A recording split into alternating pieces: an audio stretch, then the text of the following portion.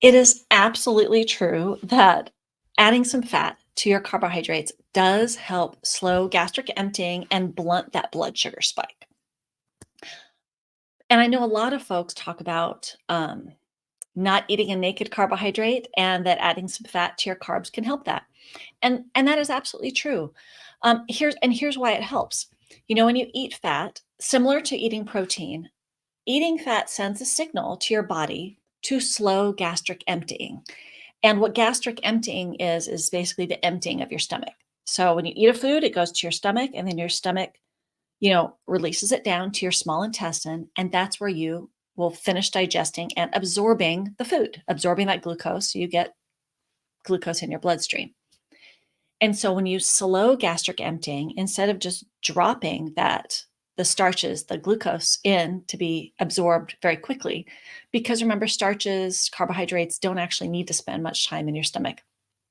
But if you add fat or protein, which do need to spend more time in your stomach, it will slow it down, and then you blunt that spike. Um, However, in actual practice, I see this getting people into trouble. And I think this conversation of adding fat to carbohydrates needs some nuance. It is because it's definitely putting people in danger of developing more diabetes and more fatty liver. So this is what I want to talk about today: combining starch and fat and why it can be causing diabetes and weight gain that you did not want. Here's what's going on. A meal that is both high in fat, and we're talking amounts here, high in fat and high in starches, raises blood sugar up, and then even if it doesn't take it up that high, it takes it up and it keeps it high for hours and hours. And that is the opposite of what we want. There's a fair bit of research out that talks about how high fat meals can impair insulin function, and it will impair that insulin dependent glucose receptor that takes up glucose into muscle cells after a meal. But I'm not even going to rely on that data. I'm going to talk, there's two things that I'm thinking about here. And one is how you grow fat cells, like in a lab or in an actual human. And you need, and when I'm talking about fat cells, I know if you're a person who's like, I just want to like manage my blood sugar, that's fine.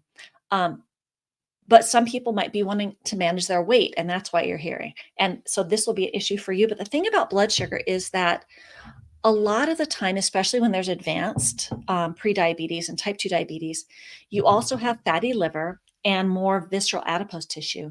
And once you have more fat in the viscera, not just the liver, you will have it around your pancreas. And you will find that that will impair your insulin response and your glucose tolerance when you have fat in there. So oftentimes you will need to be clearing some fat and reducing all that excess fat storage, right? And you'll want to make sure your insulin levels stay down, and that helps to clear that fat and not add more in. So you do actually care about this. And so the two things you need to be piling fat on and growing fat cells is you need elevated insulin and calories, energy. You need them both. So you might have a lot of calories without insulin, and you won't grow fat cells. And that's what you see in type 1 diabetes if someone doesn't make insulin or take insulin, which is very dangerous. They'll have really high blood sugar there in their case, but you won't have, without the insulin, you won't store fat. You won't make fat.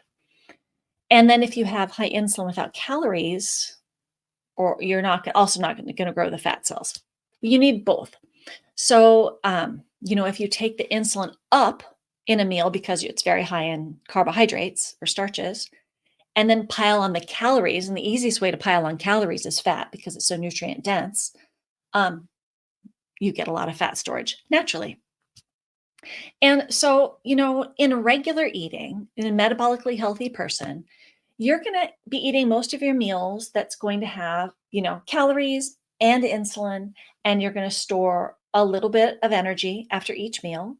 And then in between meals and at night when fasting, you're going to then use up that stored energy. And that's that healthy metabolism of toggling back and forth between storing a little using a little, storing a little, using a little. And if those things equal, everything stays balanced and healthy. The problem comes when it gets too far one way or the other, and you have malnutrition or obesity and fatty liver and whatnot. Um, so that's one thing, the whole making fat, needing both of those signals. And the other thing, I mean, I could have just gone with this, is this I see a high fat and high carbohydrate meal and diet on continuous glucose monitor data every week, sometimes every day, in clients and in groups that I run. Why? Because the standard American diet, the much maligned standard American diet, is basically a high fat and high carbohydrate diet that is a little low in protein and very low in fiber. Yeah, so it's very unbalanced that way. And so it's naturally the diet that brings blood sugar up and keeps it there all day long if people follow the standard American diet. And I'll say that what I see is that the high starch, high fat meal, it doesn't always take blood sugar up way out of range. That completely depends on someone's metabolic health, if they already have diabetes or whatnot. So the numbers that I'm seeing, let me tell you the numbers I'm seeing. If you get someone who doesn't have diabetes yet, maybe they have prediabetes, insulin, or just a normal person who's just like, whoa, I just had cheese enchiladas. Blood sugar could go up to about 150 mg per deciliter. 150, which for the rest of the world is 8.2 millimoles per liter. It'll go up there, and that would be okay sometimes, as long as it went up and came down in about 2 hours, but it doesn't come down in 2 hours. It stays up there for 3, 4, 5, 6 hours, depending on the person. But if someone has diabetes already, it could go up to 250 mg per deciliter, or 14 millimolar, and stay up there for hours, and that's a problem. When you've got a lot of fat in that meal, you see blood sugar stay up a lot longer instead of coming down, and that's just glucose. But of course, we infer then that insulin is also up, and where chronically, high elevated blood sugar, that causes its own problems. But then when you take that insulin and keep it up high, you remember that chronically high insulin just has you storing fat, storing fat, storing fat in between meals and overnight. If that stays up, you're not going to be using stored fat. You're just going to be continuing to store it. But also that elevated insulin, that's taking your blood sugar right up, raising inflammation, high triglycerides, causing brain fog, causing more cravings. You might have fatigue. So this is what's going on, and this is why we don't want it to happen. And so, while it is true that eating some fat with your carbohydrates is fine, it's about amounts. And what I want to do now is kind of give you some specifics and some tools to figure it out for yourself, because everyone's going to have a different response. But there's some good general guidelines here. So when I was talking about this with my colleague Amy, my coworker, she's like, "Well, what meals are you thinking about for both of these?" And so I'm going to just really disappoint you and give you a list of the types of meals that do this the most. The classic one is a cheeseburger with a bun, but because you have lots, the cheese, especially cheese and bacon on the burger with the bun with all the carbs, that alone would do it. But no one just has a cheeseburger with a bun. They have it with fries and a milkshake. So, you run to McDonald's and In-N-Out, that'll do it. French fries alone is pretty high starch and high fat. I mean, nearly anything that's sort of batter fried, you like fish and chips, anything. Or even if, like, sometimes I'll make things at home. Like if I get some fish and I want to batter fry it, and I'll just roll it in a little flour, egg, and some breadcrumbs, and then fry it in some, healthy fats. It does it to my blood sugar. Blood sugar goes up and it stays up. It's really a problem. Macaroni and cheese, sorry to say, great for the littles, not so much for the olders. Cheese enchiladas, any enchiladas, lots of carbs, lots of cheese. As soon as you start pouring on the cheese, that's where you get it. So think nachos. Think my family favorite, fondue. A bread fondue will do it. So again, if you have it occasionally, like my family does for our holidays, not that big of a deal. If you have it regularly, not so good. Fried chicken, pasta with Alfredo sauce, a peanut butter and jelly sandwich. Again, kids can do it, just not mom and dad necessarily. Lasagna, I know, I love lasagna. And a curry with a rich cream or coconut milk sauce over rice. That's another one. And so I'm not saying everyone needs to avoid these foods all the time, but if your blood sugar is something you're trying to improve, or you're really trying to lose weight and having trouble, these are the combos to avoid. Or maybe have a small amount once a month, or, again, dose and frequency make a difference. But, they can creep in. Um, and I think what has happened to some is that, when we hear, oh, fat is actually good for you, and a little fat can be helpful for your blood sugar, or, people lose so much weight on that ketogenic diet, so fat might be fine. But remember, on a ketogenic diet, because you're eating a really high fat diet on a ketogenic naturally to get your calories, because you don't have very many carbohydrates at all. And so your insulin is flat. You're not producing insulin in this diet, right? So if you find someone, when I hear someone who's like, oh, I kind of follow a ketogenic diet, oh, I know what's going on. If you follow a kind of ketogenic diet, you cheat a lot on your ketogenic diet, you don't really truly get into ketosis, or you don't stay there, that is where you're going to have this phenomenon a lot. This is probably one of the worst diets, is a bad ketogenic diet. And that is not anything against an actual ketogenic diet, which can be super helpful for a lot of people. So rather than those, here's what I would suggest. And this is what I would suggest on a regular basis for people who are really trying to improve their blood sugar levels, or they're working to maintain their weight, reduce cravings and inflammation, is you're going to be really focused on plant and non-starchy vegetables, right? Protein and non-starchy vegetables. And I'll tell you, if you're eating a higher carbohydrate diet when you're trying to improve your diabetes, it's a little trickier. And this happens on people with a plant-based diet. And it's not impossible. Some people can do this better than others. Everyone's a little different. But when you are on a plant-based diet, most of your protein sources are going to be starchy, right? And so that's going to always put you a little higher in carbohydrate. And so when you're doing this, don't start layering on all of the fat. Or even like if you're on a regular vegetarian diet and you allow dairy products, it's very tempting to put a lot of cheese on that, right? So be careful on that when you're balancing your diet of layering on all the cheese. So like a bowl, like a beans and rice, like a grain bowl with grains and some beans and some nuts and some vegetables and a sauce. When you do things like that, like use a continuous glucose monitor and see what it's doing.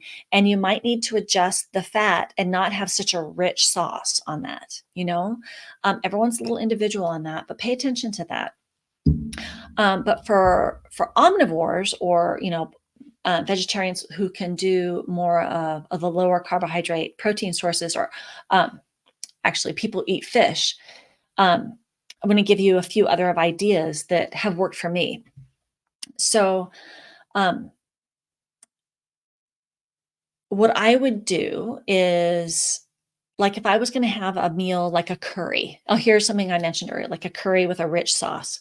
If I was going to have a curry now, it's not that you can't have a curry, but rather than having that curry with the rice and the sauce, what I would do is I would have a good protein source and a lot of non-starchy vegetables with that rich sauce. And I would just bump up my vegetables and get rid of the rice. Or if I were going to have rice, I have a very small amount, and I would use my CGM to see, how much I could actually have. Um, and if someone with type 2 diabetes was doing this, I would just really to take the rice out. The rice isn't going to work for them. Or they could have it, people use the cauliflower rice, which is essentially just adding more non-starchy vegetables, right? They could do that. And then another way to do this, like if you like Mexican food, which I do, Mexican inspired food, I should say, that we eat in the United States. If you're eating out, what I've seen to be a really great choice is, instead of having like burritos and tacos and enchiladas, you can get fajitas and not have the tortilla, or do the fajita salad. And when you make this at home, this is a great thing to have at home, because you can prep all the components of these fajitas at home, and then assemble it every day with the leftovers. And you can include your fellow diners, the rest of your family, And you can add starchy foods for them because they don't need to eat the way you do. So here's an example. Grilled proteins like steak or chicken or fish or shrimp as the protein, lots of grilled onions and peppers make a really fantastic pico de gallo. Don't just have a little bit of pico de gallo. Like if you're making this at home, pico de gallo is a vegetable, a lot of cilantro, a lot of onions, a lot of tomatoes, um, lime juice and stuff. That's a vegetable. That's really nutritious. So a lot of that, a lot of either avocado or guacamole. That whole thing can be a great meal. You can even grill like a mixed grilled vegetables. Like you can grill zucchini, grill loads of things and put them into this dish. And then depending on your tolerance for carbohydrates, like what I like to do is I will heat up. You can take a can of black beans and then maybe like 3-to-1 or 2-to-1 black beans to corn. You can put some corn and black beans together and season that with some salt and chili powder and cumin and have the side of, and then add beans to this. And if you can tolerate the beans, and the corn can be harder to tolerate, you can add that and have a really nice bowl, like a really nice bowl meal. And those beans and the corn are your starches. And if you tolerate that, and if you can't tolerate, then don't add those things. And then, of course, when I'm eating this meal with my family, my husband might put it all in a tortilla and make a burrito out of it. My kids might have some chips or something. You see what I mean? And that meal can last many days, or refried beans or whatever. So that's a kind of like a Mexican Southwest inspired kind of meal that can be really high in protein, very nutrient dense, lots of non-starchy vegetables, but you can easily add starches for your fellow diners. And another version of that would be like a Mediterranean meal. So one I make a lot in the summertime lately is, again, you might on a night you have more time to cook, you might put all this together, but it creates leftovers that you just assemble for your meals later. And people assemble in different ways. So the components of this might be hummus, store-bought or homemade, grilled meats, or if you're vegetarian, that might be falafel, store-bought or homemade, olives, some roasted eggplant or aubergine. You can even have roasted, zucchini, any vegetables you like. I like making a grain-free tabbouleh. So a lot of people think of tabbouleh as bulgur wheat, some parsley, maybe adding cucumber and tomato, mint, olive oil, lemon juice. But I really like a tabbouleh to be a lot of parsley. Like parsley is the main ingredient with equal amounts of cucumber, tomato. I'll throw in some mint, fresh mint leaves. You can even just like open up a mint peppermint tea bag in there. If you don't have fresh mint, that's a nice little cheat. Not too much, just a little. So you can do all those things and some feta cheese and maybe greens. I might, put together some nice greens or broccoli sprouts, and that's an amazing meal. And then my husband, my kids, I'll give them some pita. And so they dip the pita bread in there, or they'll stuff pita in there and make, those kind of sandwiches. So that can be, I hope right now you're like, oh my God, that sounds so good. So rather than thinking, oh, I'm never going to have macaroni and cheese again, think about, these really great nutrient dense meals you can actually make and enjoy. Stir fries, like if you're thinking, oh, I can't have rice or noodles, can I have stir fries? Yes, you can. But remember, just like double, triple, quadruple the vegetables. Have those good protein sources in there. Use the sauce you like. Boom. Or again, you can substitute rice with the riced cauliflower. Can be really good. Or use those giant salad meals. I think of a niçoise, a salad niçoise with fish and egg and green beans and tomatoes with a vinaigrette. That's great. The Cobb salads, the chef salad, the life-changing salads with the beans and the meat and the vegetables and the great salads. So I'm going to stop there with the recipes because I'm getting hungry. But again, the trick is think protein and non-starchy vegetables. That's what you're planning around. That's what you're shopping around. That is the overwhelming majority of your diet. And then throw in some healthy fats. That's making up your calories. And if you want to, or you need to, you can handle more carbohydrates. I want you to lean more heavily your carbohydrate sources on beans and legumes, black beans, pinto beans, split peas, lentils, chickpeas, those kinds of things. So that's where hummus comes in, made from chickpeas. And so those are great because not only do they have starches, but they're very high in fiber and they have some protein. Other sources are really great. Starchy vegetables like sweet potatoes, parsnips, cooked carrots. So raw carrots would be a non-starchy vegetable is how they actually behave. But once you cook them, they'd be a starchy vegetable. So again, use a continuous glucose monitor and see what carbohydrate sources you tolerate best. Your next ones would be like low sugar fruits or medium sugar fruits. And then maybe some whole grains. And when I say whole grains, I don't mean whole grain breads. Whole grain breads will behave often just like white bread. You're really not doing much. Brown rice, quinoa, maybe some bulgur wheat, maybe that's okay for you. It depends on your glucose tolerance. But, I'll tell you, for the most part, most of the grain foods we eat are just filler foods. They're cheap fillers that have very little nutritional value.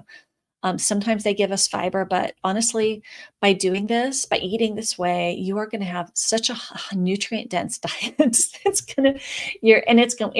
can be really delicious. So, when you do add these starches back to your meal, if this is something you're doing, and you're using numbers, if you're not using a CGM, which can tell you a little more accurately, I always tell people to add, maybe 30 grams of carbohydrate in a meal. Some people need to go down to 15 grams of carbohydrate total per meal.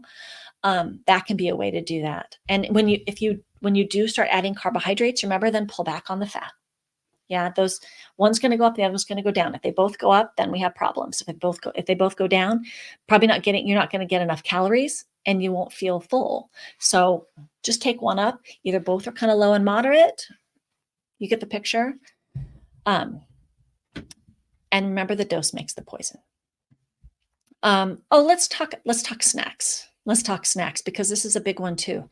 So a lot of snacks that I recommend that I like, my favorite snacks that I have during the workday are usually apples and peanut butter or some cottage cheese, or maybe if I have some nice cheese, I'll have cheese and some fruit, cheese and pear cheese. Again, it's about the amounts. If you have a whole banana and 2 tablespoons of peanut butter, you're going to have a problem when it comes to your blood sugar. A whole banana with an adult who's not generally an athlete is just not necessary. Just don't do it. But also, a Fuji apple that's nearly the size of my head and 2 tablespoons of peanut butter, also big blood sugar issue. So we're talking about a snack. This isn't a meal.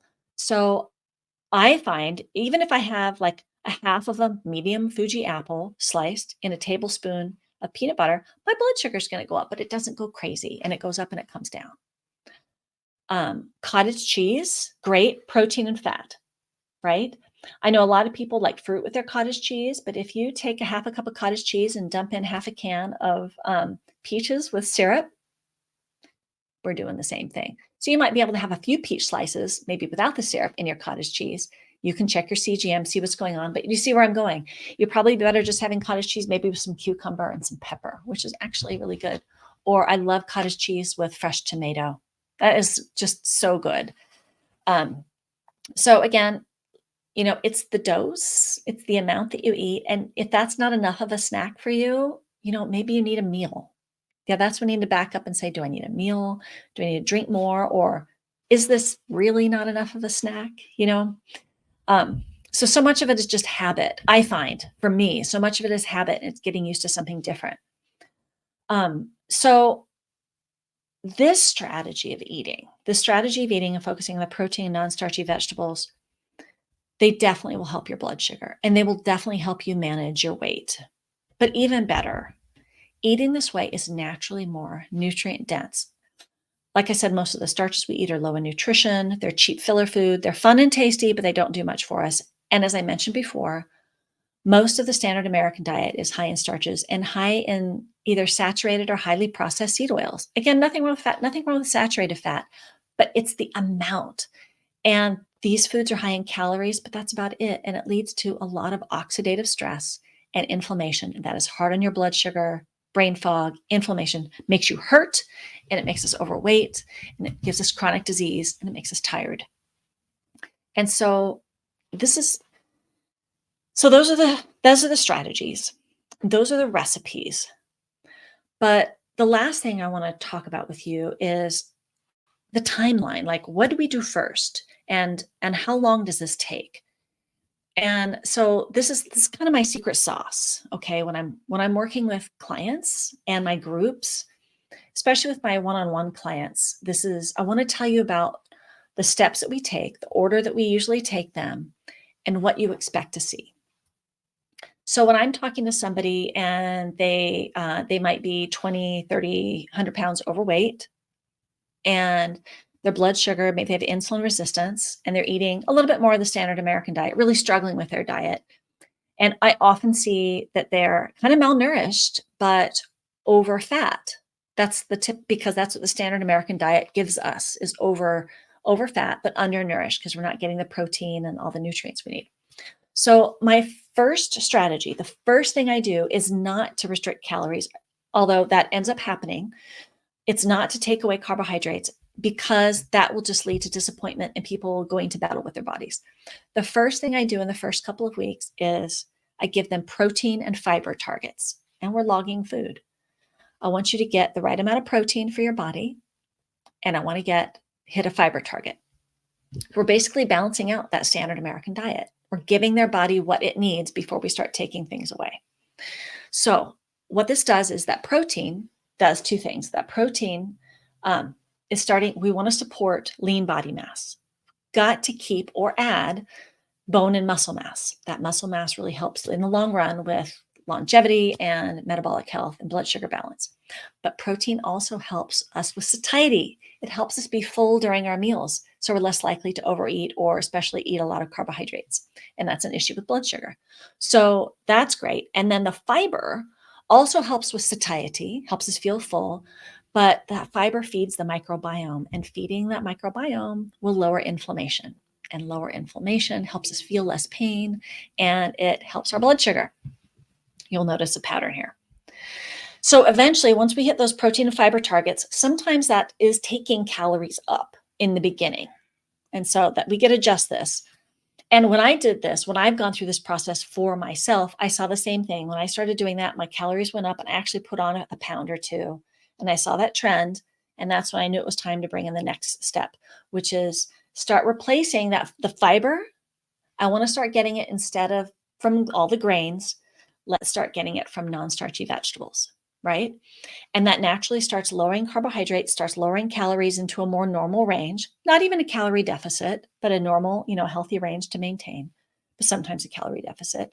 But also, by adding all those vegetables, you are really jacking up your magnesium intake, beta carotene intake, lots of potassium, lots of polyphenols, and all of that, feeds your microbiome, lowers oxidative stress, and lowers inflammation in your body. In addition to the fact that the fewer grains lowers blood sugar, lowers insulin, which lowers inflammation. So once you start doing this, now you're really starting to feel better. Your inflammation is down. You will notice your pain levels are down. Your cravings, once you start getting those grains down and your blood sugar and insulin start coming down, your cravings start to lessen and you really start feeling better. And this is great. But here's the thing about feeling full. I know you're getting the protein and the fiber, and that's helping you feel full. But this is what some people notice, and this is what I noticed when I made this change in my own diet. The kind of full you feel from having protein and fat, or protein and fiber and a little fat, is not the same feeling that you get from eating a plate of fettuccine alfredo or lasagna. The high carbohydrate, that insulin hit, makes you feel differently. And that's what you're used to feeling that tells you I'm full, maybe, right? So our hunger satiety cues are a little messed up here. Our hunger satiety cues are really messed up. And what I want you to think, this is what worked for me. This is when I started logging my food. I was entering my food at the end of the day or during the day. Okay, this, and da, da, da, da. Okay, that had protein, fat, calories, fiber. Yes, I'm hitting my protein and fiber goals. I was just tracking it because I'm a professional and I was still getting it wrong. I had to log it while I was changing it to kind of recalibrate my food intuition. Um, but while I was logging, I could see, oh, that's plenty of calories. I got plenty of calories. I got, today I got 130 grams of carbohydrates. I got plenty of fat. I got a lot of fiber. I'm well fed. I'm well fed. I had plenty, no calorie deficit at all. And I needed that intellectual knowledge of enough to be a placeholder until my gut feeling, my felt sense of enough kicked in. And it really only took a couple of days. But to me, it helped because I'm a bit of a worrier. I'm a little weird around food. So sometimes that's where logging can also be helpful. But just know that you won't feel full because you're not used to that full feeling, right? But you will. You will get used to that full feeling. And the longer I did it, the more my cravings went down and it got easier every day.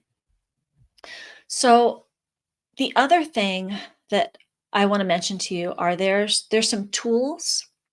There's some tools that make this easier, kind of tools and strategies. Don't underestimate the resistance that you will have to changing your diet. I'm actually good at this. And I was so resistant to changing my diet. Anytime I've changed my diet, whether I'm doing like a detox program with a group and I do it with them because it's more fun that way, kind of. There's going to be resistance. You'll think it's going to be harder than it really is. You just have to decide to do it. But there's some things that are going to make this easier and more sustainable for you. And I have 4 tools. I have 4 tools / strategies that I want you to take home from this. That's going to make this easier. All right. Number 1, a food logging app. I know you don't like logging food. Oh, logging food. You don't want to count calories. Sounds too Weight Watchery. You don't have to do this forever. I didn't want to do this. I didn't want to do this because I can get a little hung up on this. And I thought it was going to be a little dysfunctional for me.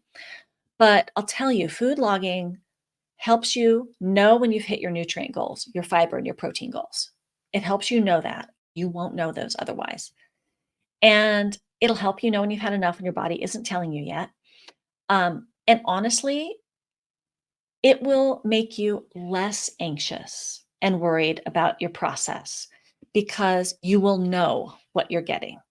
Yeah. If you're not making progress that you want, or opposite, like with me, when I first started, I was putting on a little weight at the beginning before I turned the corner. It'll make you so anxious and frustrated. But when you log, you will know what you're doing. And it gives you a chance to have, smart goals, reasonable short-term goals where I'm like, today my goal is to hit my fiber and my protein goals. And I hit my fiber and protein goals. I'm not going to see the results necessarily. I might see an improvement in my blood sugar today, but sometimes it takes days or weeks to see a change, right? Even on a CGM, for some people, it can take a little longer. But if my goal is to hit my protein and fiber goals this week, and next week I'll add on, then I've hit my goals, and that's my target. So that can be very helpful, is food logging. I really recommend it.